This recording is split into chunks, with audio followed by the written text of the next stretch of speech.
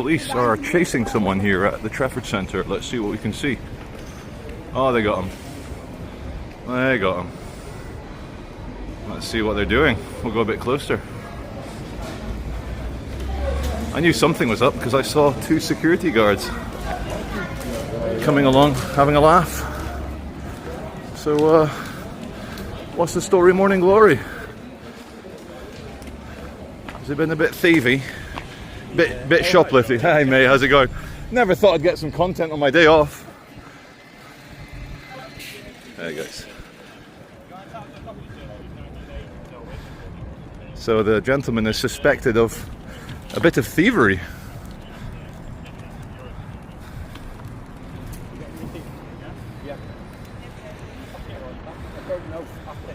Impressive response. Usually in Great Britain these things are allowed to slide.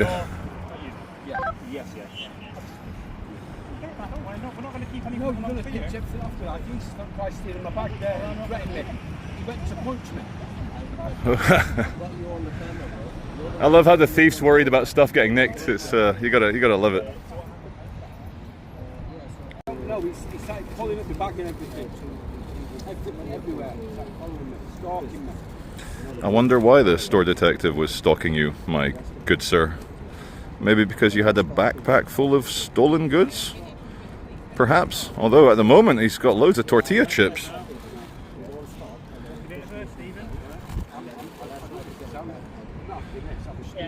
He needs some salsa and guacamole, and then he'll have a full.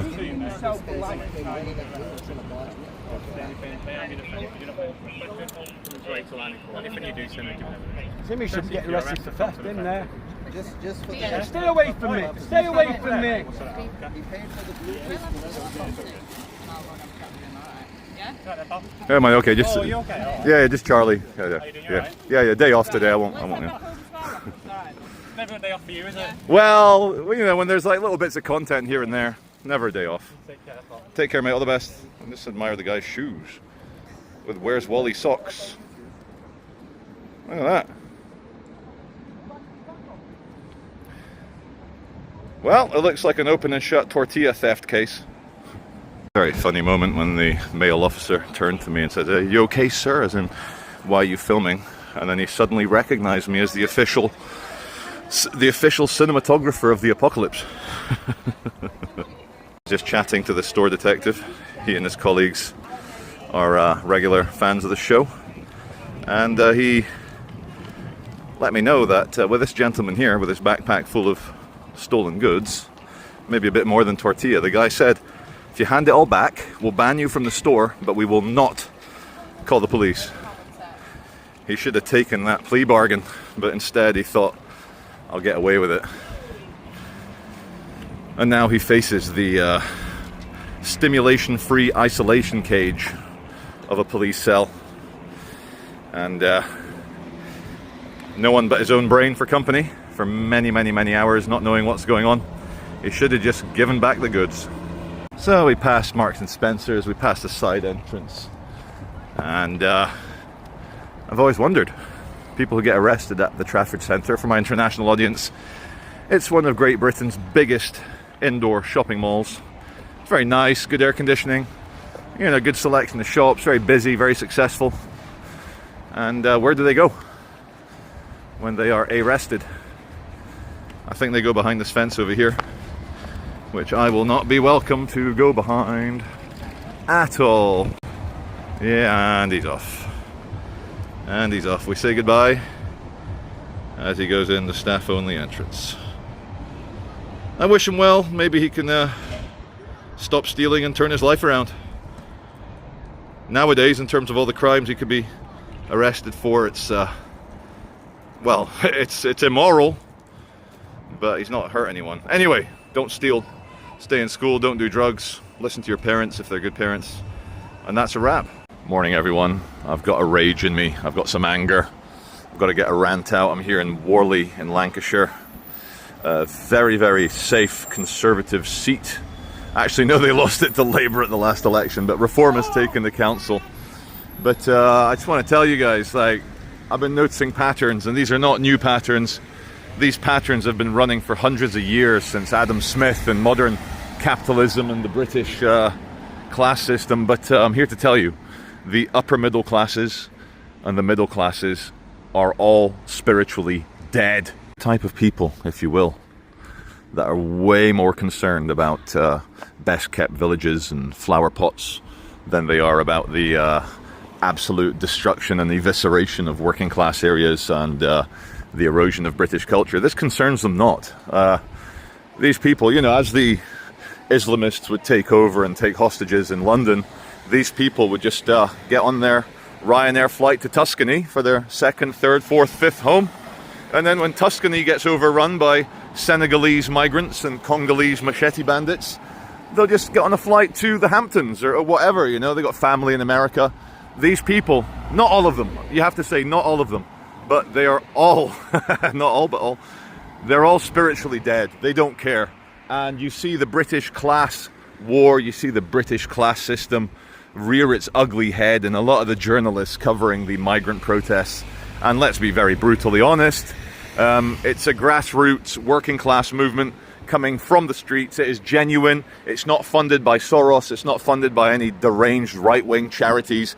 It's literal mothers, daughters, grandmothers, aunties not wanting their local area to be destroyed by potentially very dangerous men. But around here, guys, look, the ladies doing a bit of jewelry shopping.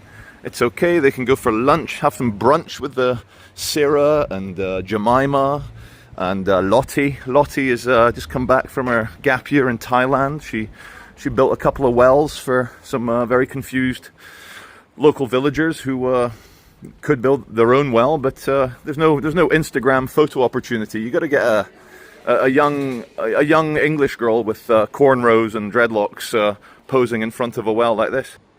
They've got drinking water now. British class system. What a load of shit. So, you know, it's all about contradictions in this video. British class system is a load of shit, yet I identify as safely middle class. Now, that's fine, Charlie, whatever. But I'll tell you my favorite demographic of people to chat to, and the most appreciative I am is when working men in a technical activity, be it electrician, engineer, plumber, construction worker. I really like meeting those types of people because they seem to truly understand the value of hard work, dedication, and getting money in. But tell you what though, the type of people that watch Sky News unironically, they're watching these BBC, ITV, Channel 4 reporters go to the migrant protests, and you notice they will often, not all of them, but most of the press are scumbags, and they will pick the most vulnerable, maybe the most low IQ, the most toothless, slightly drunk person to present to the news to try and dissuade any professional middle classes from joining the protests. And that is how the big machine protects itself. The Britain we're trying to protect isn't loved by people in the upper echelons of financial power or political power. Very much, you know, the last 30 years, this kind of global citizen vibe, this cosmopolitan, international, debonair gentleman lady. She'll have lunch in Singapore, she'll have dinner in Sydney, she'll take an overnight flight to LA, and she'll Instagram the whole thing.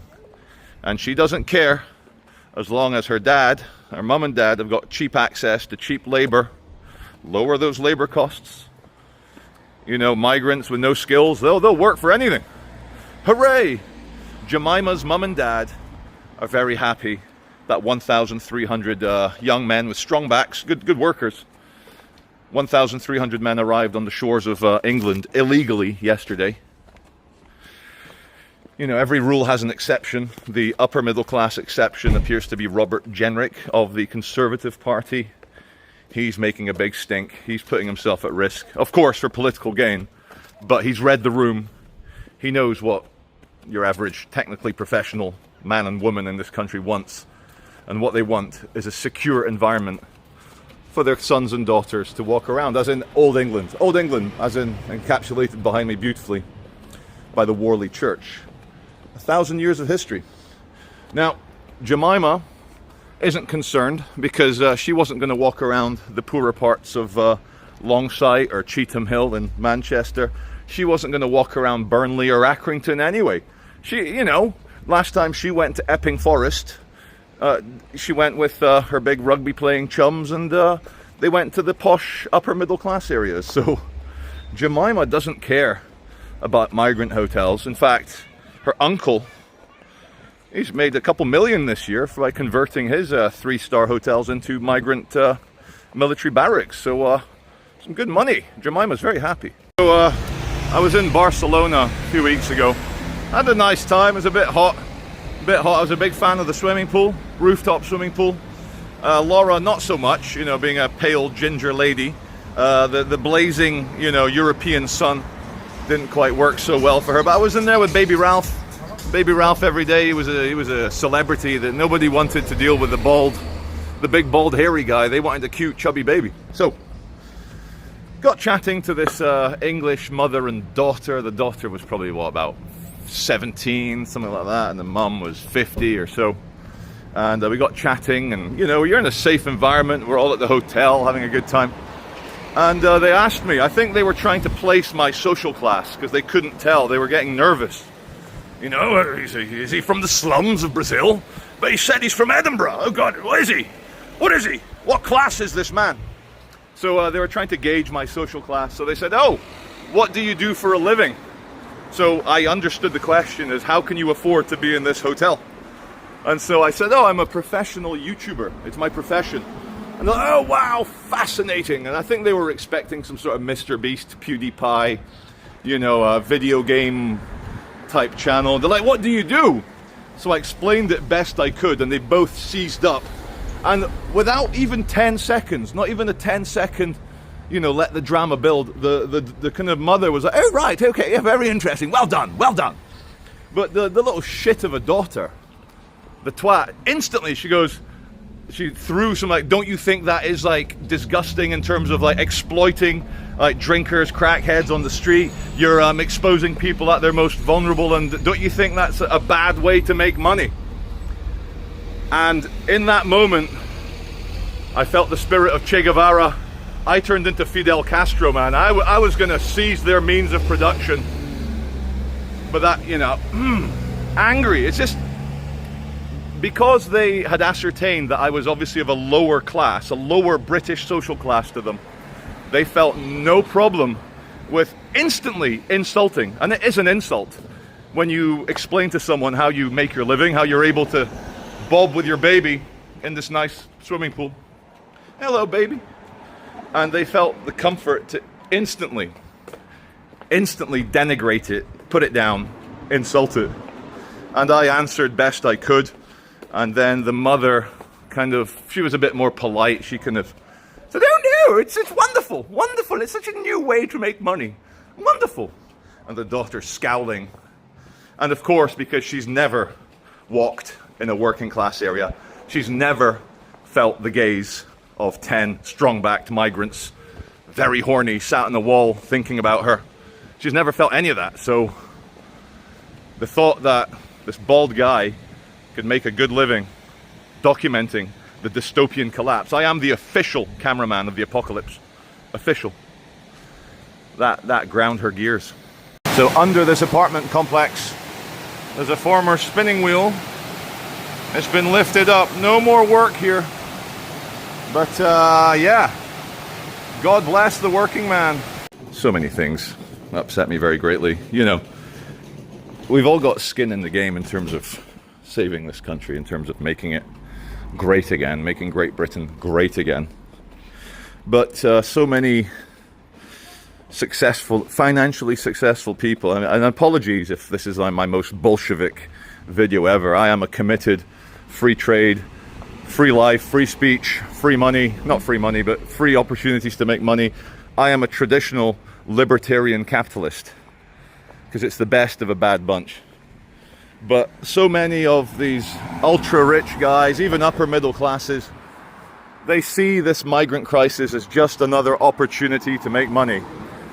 When blood is running through the streets, that's the best time to invest. Weapons companies, security companies, private security firms, migrant hotel contracts, PPE, personal protective equipment, during a fake COVID crisis. Oh, wait. The way they kept up the whole mask thing, the whole lockdown thing, when it became very clear that it was nowhere near as dangerous as they were trying to say it was, the Chinese cough and sneeze. We almost came close to gulags and concentration camps, guys. That close. That close. Anyway, back to this video. We'll save this rant for maybe the 6-year anniversary or something. But yeah,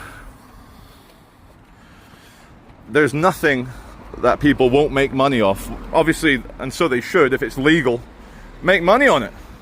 If it's legal, it's automatically okay. You're not going to get in trouble for it.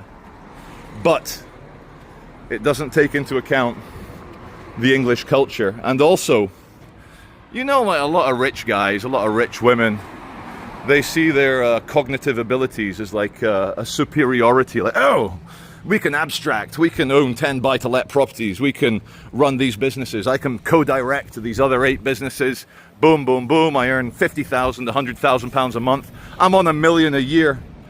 They don't understand that that's great when society is actually functioning.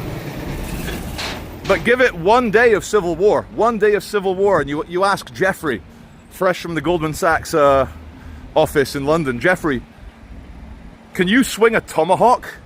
Can you throw a spear? Can you catch an animal?